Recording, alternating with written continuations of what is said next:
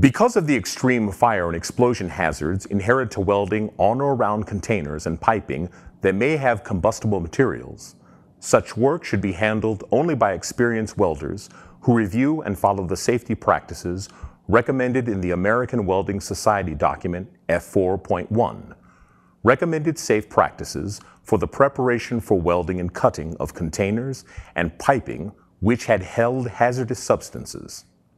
Special precautions which must be taken when welding upon containers may include filling the container with an inert gas or water.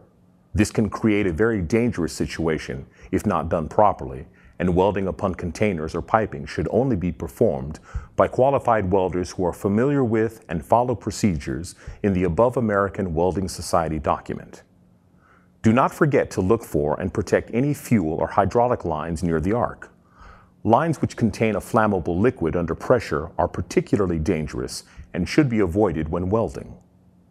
As with other emergencies that may result from welding accidents, the first rule is don't panic. If the fire is very small, you may be able to use the equipment you have to put it out. However, if the fire is too large, call the fire department immediately. Always sound the fire alarm to warn other workers nearby and shut off your welder. Then, leave the area as quickly as possible. If you are not familiar with how to use the fire extinguisher, you should read the instructions on the extinguisher before welding or cutting.